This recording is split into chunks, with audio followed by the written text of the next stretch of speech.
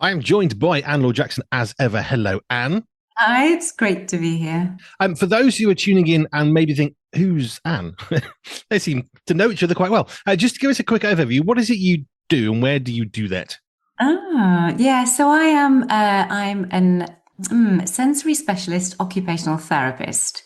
So that's the technical side of it. I'm also sensory health coach because I want to help people recognize anybody and everybody. If we're alive and if we are breathing, then we are sensory beings, and our sensory interpretation and the way that we perceive the world and the way that we pick up things from our senses impacts us massively. And most people aren't highly tuned into that because it's not been part of our education.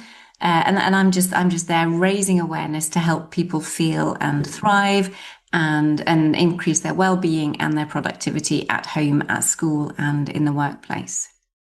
Cool. Well, we've got a topic we're looking at the moment. We're looking at a series of sensory healthy somethings. I mean, we've looked at sensory healthy church. We've had sensory healthy festivals, sensory healthy offices, and we go on and on and on. And this is really cool. It's a very different way of looking at some of the things we've talked about since 2023. But before we get to that, I have two questions for you. One is from Stephen, who says, my phone recently had an update which changed the layout. I found this to be very frustrating, as I do when an application changes its layout. This reminds me of when supermarkets change the layout of their stores.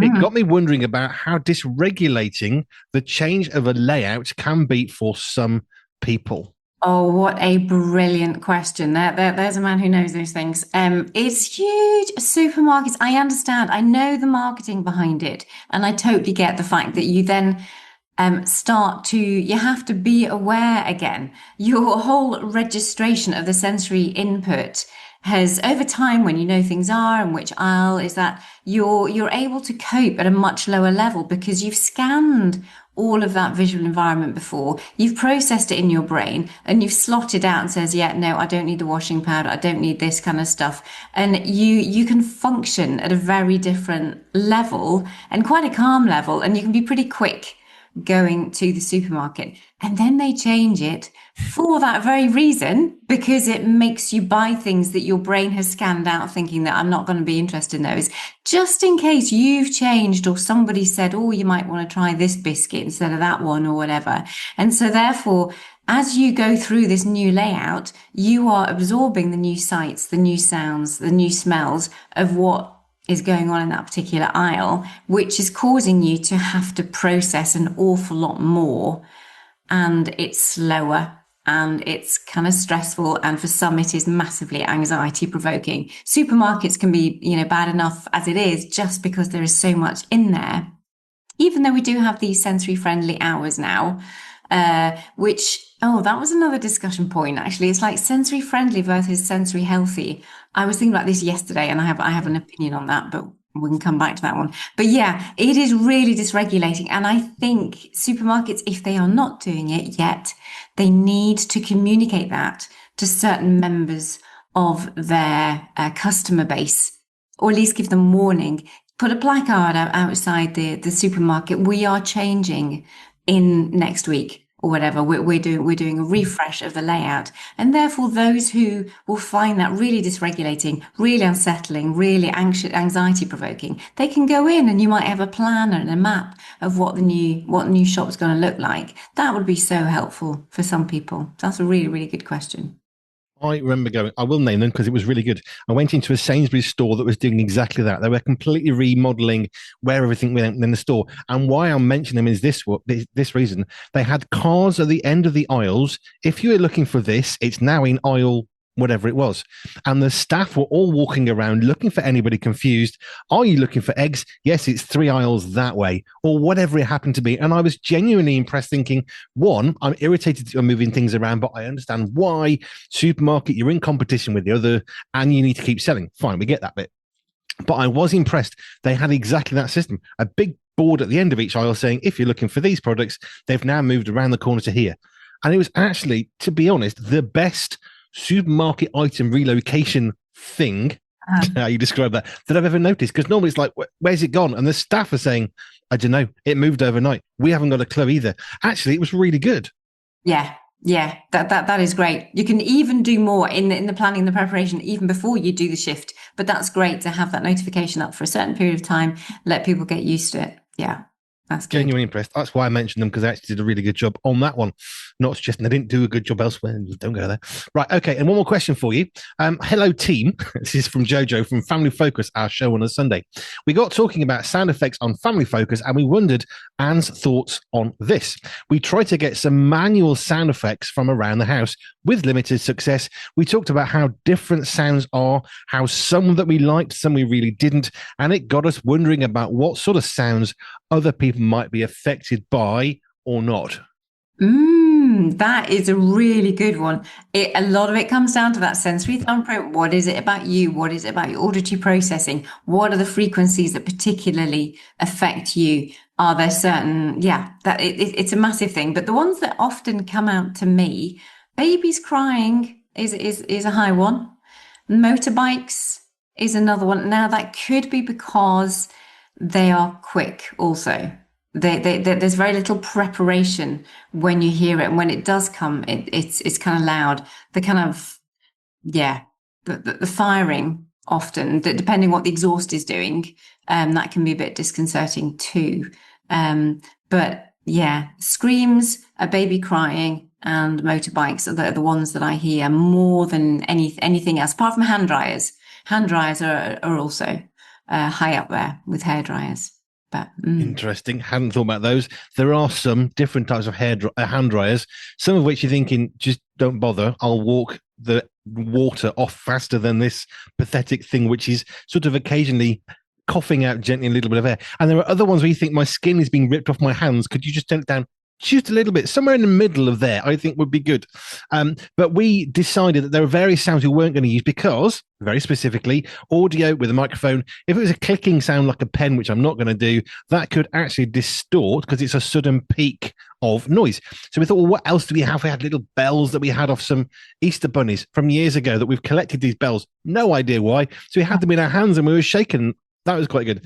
And there were other things which are great but too quiet, so we didn't bother with those. And other things like Velcro, which we used, which can be quite good. And it just got us thinking a bit about, well, there are limitations for us into a microphone. So that's one specific one for us in terms of manual sound effects, because we're doing a live stream on Facebook and YouTube.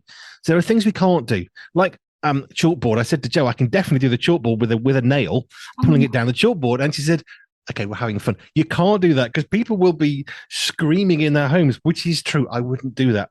Maybe even, this is another one, maybe even the thought of that has just got your hairs on end. Oh, absolutely. You are speaking to a generation, sir, there. You really, like, that really did not, I did not at all. Which is why I didn't do that. Yes, well done. I did think about it, but it got us thinking about sounds and how they affect us. I also think motorbikes slightly differently, depending on the type of bike. Some bikes rev quite high. Higher frequencies don't travel quite the same as lower frequencies. So, of course, that's why you wouldn't register it necessarily. If a sports bike is going quite fast, high revs, you're going to have less notice just because of frequencies and how that works. There you go. Well, this is where you get into the specifics. And that's what I love with me being the sensory expert. I'm always wanting to pair up with people who are experts in their thing, whether it be you and driving and mechanics and all kinds of moving knob things. And then like parents, I can speak to parents and I can speak to teachers and I can speak to people in the workplace. And, so it's really nice to have those. I love speaking with experts in their own field. And then we bring each other's knowledge together and get the best fit for whatever is going on in that family. I definitely wouldn't say expert mechanic. Expert driver, I would actually say, yes, that's a good fit. 20 years professional driving. But expert mechanic, when it broke, I made a phone call. It's broken. What's wrong with it? It's broken. What else do you want me to tell you? You're the mechanic. I'm not paid for that job. It's like when you go to the doctor, what's wrong with you? If I knew that, I wouldn't be here.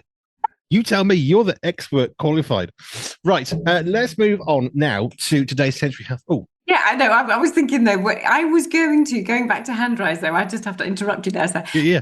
The hand dryers, I was going to do, as I've traveled around the place, like a scoring of the hand dryers from like 0 to 10, of thinking, how good is this hand dryer? Because of exactly experiencing what you're experiencing. And I was in one airport and I was drying my hands, but the design of it was just, I've never seen like there were air things at most bizarre angles.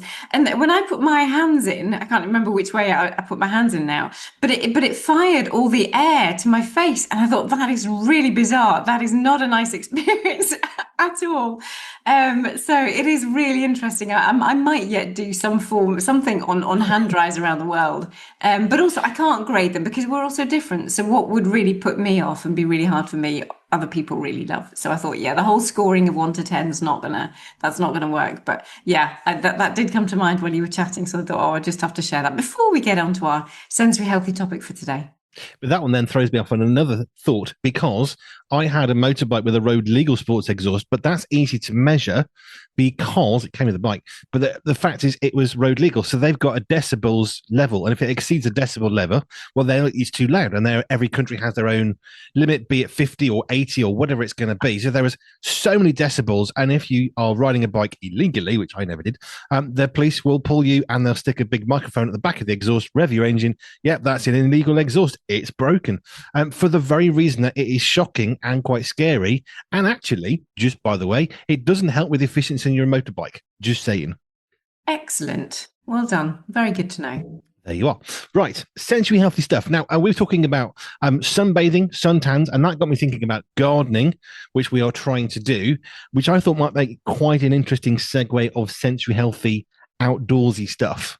We can go wherever you want to. We can might be part 1, part 2, part 3, however many. I think this could go a few ways, actually. But let's just start with gardening, only because my shoes have still got bits of grass in them, which is scratching. Let's just start there, because we've talked about allergies before. We know that hay fever exists, and therefore antihistamine can be quite a good way to prevent that. And we would suggest, generally speaking, or you would be suggested that if you're struggling very badly, take a check of what season it is in the year. Certain grasses and crops are worse certain times of year. So the advice generally would be, well, try and stay out of the outdoors. Sit next to an air purifier or something along those lines. As a family, if it's really bad, we go shopping very slowly around a supermarket that we know of that's quite large and has lovely air conditioning. And it's wonderful to have that relief, and we get the shopping done at the same time. So hay fever is an element of having things like bits of grass and cuttings in your shoes. I've still got some in my shoes, and they scratch just a little bit. I know what it is, therefore it isn't causing me to be dysregulated, to use the word from a question earlier. It's just a bit irritating. I think I really need to take my shoes off and bang out the grass and carry on. Now, that's because it's not affecting me, but for some people, it would be infuriating, I would have thought. Oh, utterly huge. Huge. I mean, there are people, whether it be sand, whether it be grass, whether we're down the beach or, out in the garden or out in the park, absolutely, they will not tolerate. They have to have shoes and socks on. Or conversely, anytime that they want to get their socks and shoes off, and it's an absolute nightmare. It's really hard to get socks and shoes back on again because they're seeking all of that tactile input through their feet. But yeah, more often than not, it's really aversive to really hate that experience and that touch experience. It's really, really awful for them. I think we've touched on this one before when we looked at babies, but one of the things you're told when your baby first is born is they've got to wear socks and little mitt things. And the reason is because the nails are born very, very squishy, then they harden and they can be very, very sharp because they're very narrow. Wear a glove, it stops your child from literally cutting itself with extremely sharp nails. You've got to be very careful cutting nails on a baby for that reason. But it got me thinking about a child we met when we were on Guernsey years ago. And this child was barefoot. And we just happened to bump into this family a few times as it happened. And we just got chatting as you do as parents. And they said, yeah, before you ask about the feet, he won't wear feet ever. We don't even bother putting them on now because it's pointless. People complain, oh, your child must have cold feet or hot feet or whatever. Yeah, probably. But it's pointless putting them on because within 20 seconds they've gone and they've lost so many. They just stopped trying to put them on in the first place, which I guess is something of what we're talking about. Yeah, it is. Yeah, totally. And that's where the management technique of all of that can come from so many different areas of trying to balance the tactile system, treat it so that it becomes less reactive or it has enough input from the environment to be able to be settled and calm in order to be able to put a sock on and not get agitated and irritated by it. Then we have the more behavioral approaches where it's like, well, actually, yeah, be free, totally free in the house or totally free in the classroom. I happen to have my shoes off at the minute because I also love it. It's a lovely thing. But knowing when you then go into the corridor, when you move somewhere else, there are certain limits. And sometimes we need to have a behavioral approach to be able to help someone recognize that, yeah, most of the time it's absolutely fine.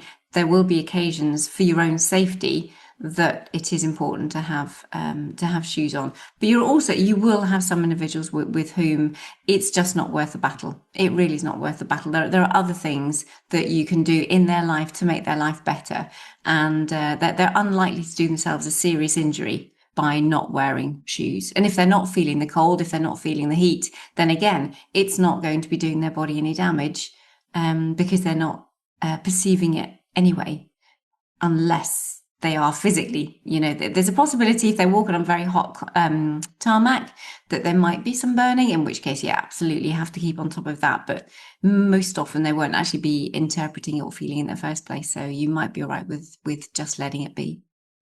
Which is something we've said a few times over the last while. Sometimes you need to learn to choose your battles. Some battles, there are more important ones. And although that might be really important, and yes, that child needs to learn to wear socks and shoes, it's an important part of life, pretty much, probably. Actually, sometimes there's more important stuff, which is something I know I've heard you say quite a few times in different contexts, of sometimes you've just got to know as a parent which battles to choose. Yeah, I've been utterly delighted. I've been in several schools just over the last couple of days, and the difference in tone, the difference in understanding, the difference in allowing the children to be children without. We were talking about the phrase that we're in charge, but the child is in control. So it's still we're not passing everything off. That they can do whatever they want to do. That they're not ruling the place. The adults are the ones still in charge, but there's a lot more understanding of the need. These are needs that these children have to be able to sit, on windowsills, to be able to do certain things that ordinarily would be like, I'm really not sure we can let you do that, and all of that. It's just like, well, actually, let's do a proper risk assessment, knowing who that individual child is and what's going to happen if they don't do that, which is more of a risk to other children in the class and in the school than actually just allowing them to do certain things that are more risky, but that actually meet their needs because in this instance, this chap's up high, he's able to swing his legs, he's able to move, rather than actually going around the class and bonking at the other kids on the head and poking them and, just causing riot. So, it's just nice to see a little bit more of a relaxed approach of understanding rather than we don't care, you can do whatever you want. Certainly I just really want to honour the schools that I've been in here locally, who are really, really doing what they can in the process of learning about how to integrate sensory needs within the school environment. Going back to grass cuttings in my shoes or bits of twigs or whatever, I guess the reality for me is I'm not causing a problem by that. I know it's there. It's a bit itchy and scratchy, but I know exactly what it is. So I'll deal with it. It's not a biggie. It doesn't cause me to stumble or I think I can't concentrate, and I don't have that. But we know that for some people that will be a problem, which is what you're talking about. But why is it that I know I'm not dysregulated, but why am I able to cope better with bits of stuff in my shoes? If it was stones, they wouldn't be there because that would hurt. But why is it some of this itchy and scratchy isn't bothering me? How is it that how am I able to regulate that without it becoming an issue, I suppose is my question. Yeah. The way that your neurochemicals mainly are affected, the transmission from the receptors in your feet, that is all processing nicely. There's a right amount of as each going into the kind of like the neuroscience of it all, you get these little passageways. All the information is passed along little packets along the myelin sheath, basically, of the neurons as they go from the receptor cells, wherever they happen to be on your sense organs. They get passed along all the way. It's like pass the parcel, passing the baton in a relay race. It's kind of like all these little relay races from, say, your hands or your feet all the way up to the brain. Now, there's something at each junction when you're passing the baton or you're taking the next wrapper off the pass the parcel. There are neurochemicals that are set off in there, and it depends at that synapse. And it depends on how much, if there's enough information that's got through to it. That's when you get the little clogging, or somebody drops the baton, or somebody rips a couple. There's those portions of information transmission from the receptor up to the brain that gets a bit lost, it gets a bit dropped, it gets a bit fumbled, it gets a bit kind of like mixed. So it's that processing, that information, taking it to the brain, and then the interpretation of the brain that causes those issues. So if you've got good transmission between all your neurochemicals from your receptor site through to your brain, then that bodes really well. And then it depends on what's going on in your brain as to the, what it's been fed nutrition wise, how the cells are actually functioning. All of that plays a part in then how it is processed and the information goes back. Because some people might be really bothered. They might get the transmission really well from their feet up to their brain, and that they're really bothered by it. But the effort involved in then thinking, I have to take my shoe off, I've got to undo the laces, the motor output, I've got to coordinate myself to undo all of that, whereas it takes me half an hour to get my shoes on in the first place.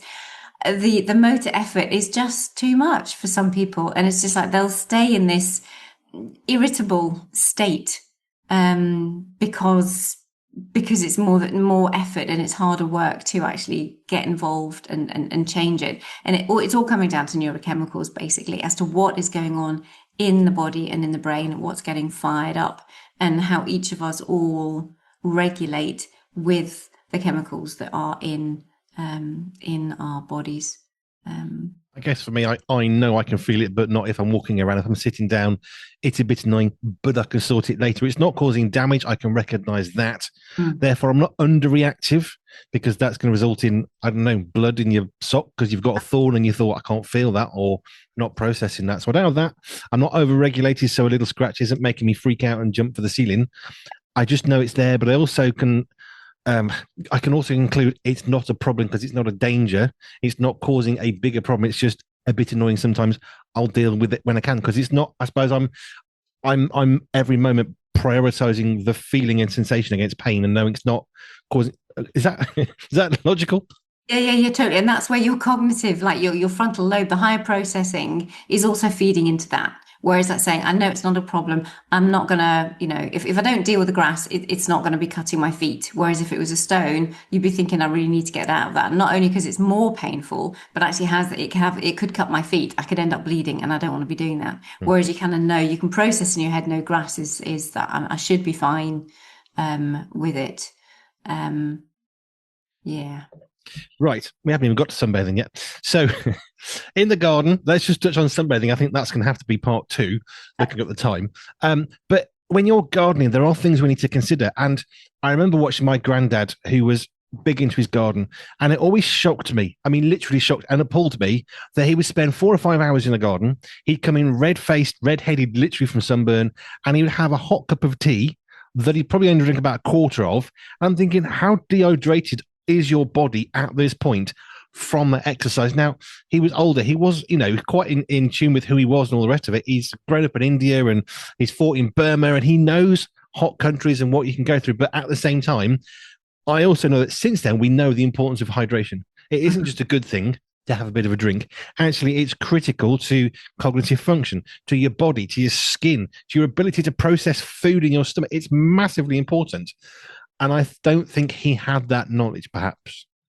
Yeah. But it's interesting when you mentioned India there, because there was an understanding that when you have something hot, that is actually one of the cooling mechanisms. It's most bizarre, but from the inside out, that your body works harder to cool you down when you have something hot.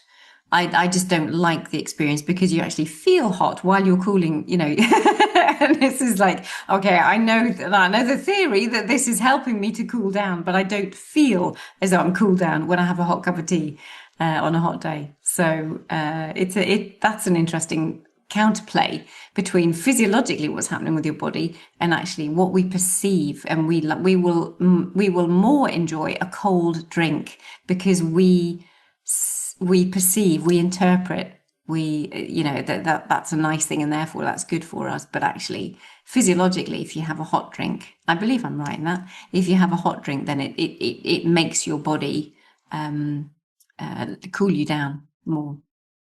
I'm with you on that one. If I have a hot cup of tea, forgetting that it's hot, I then sweat profusely and think, that's horrible. I'd rather have a cool shower or a cold drink or go and stand in front of a fan or anything other than increase my body's temperature by putting hot liquid inside me, even if I know it's probably a good thing. And I think I'm probably with you. I'm sure I've heard this. I hate it. I hate the sensation. Right. Yeah, totally. It's just like, and that because we sweat, and it's just like, it just gets more uncomfortable, which is what the body's supposed to be doing to cool us down. It's like, but actually, no, there's other ways that I'm going to do that instead. Yeah, so. Ice cream, ice food, ice cubes in a glass of water, anything other than heating. Yeah. That's one of the things. Like with hot nights, I don't know when we'll come back to gardening, but it's just in hot nights, make sure that you dose and you dampen, that you put cold towels everywhere, that you dunk yourself in a bath so your whole body is lower, or go in the shower having much colder showers to bring the heat of your body down. To help.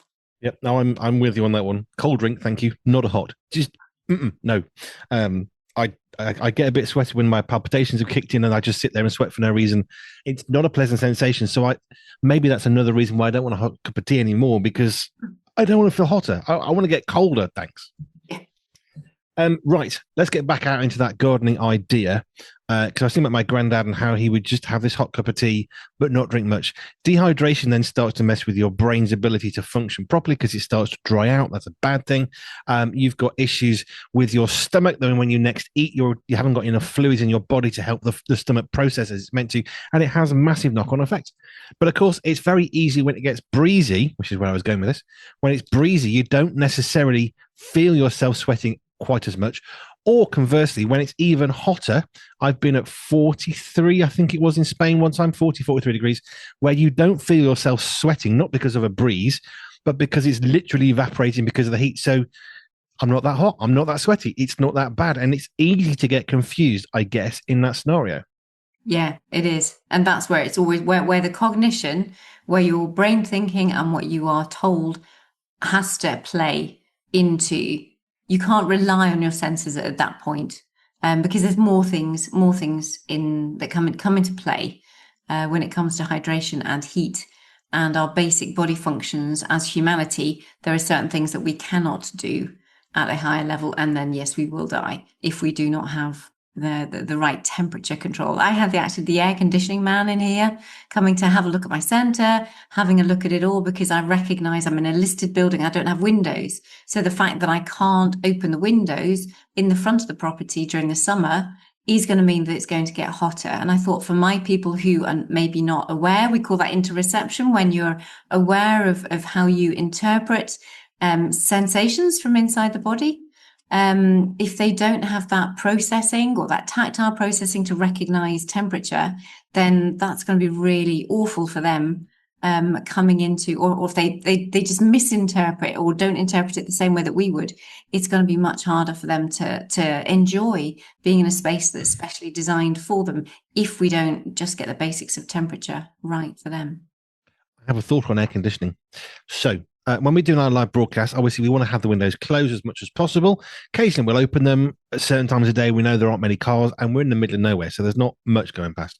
But occasionally, certain times of day, we'll not want the windows open. So then it got really, really hot the other day. We had a bit of a heat wave. And so we put the air conditioning on for the first time since last season.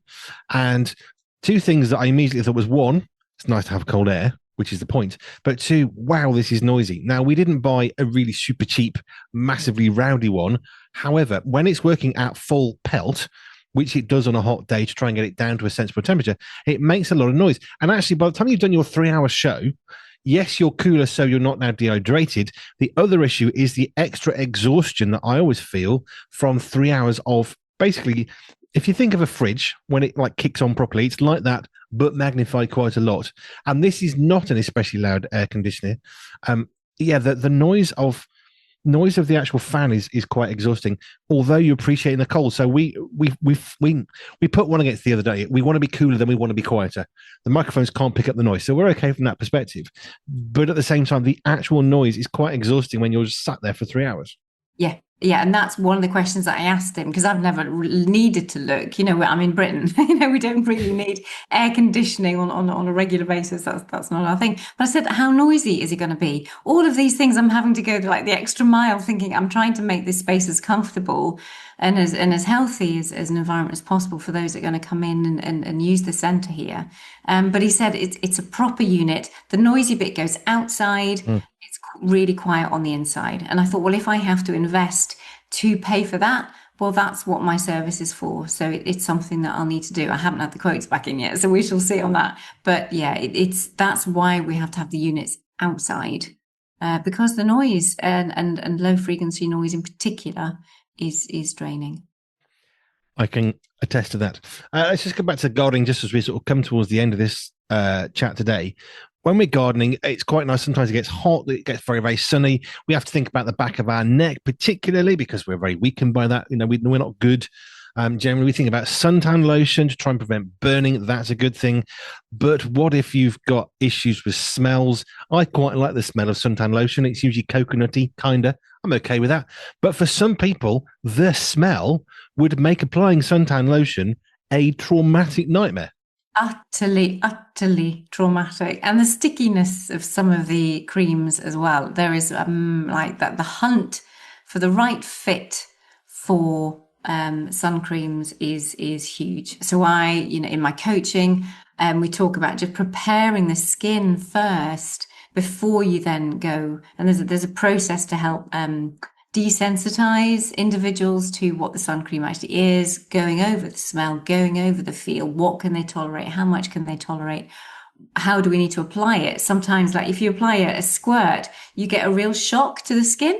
Some of these press buttons that release the cream rather than the ones that you just squeeze and apply, all of them involve different amounts of motor planning, organization, so that you don't squeeze out too much or too little, or there's a lot involved. But again, just if you pay attention to those little details, you will find the right fit for you, and maybe just think of something that's common sense to you now, but maybe wasn't before you thought about the sensory implications of putting on sun cream.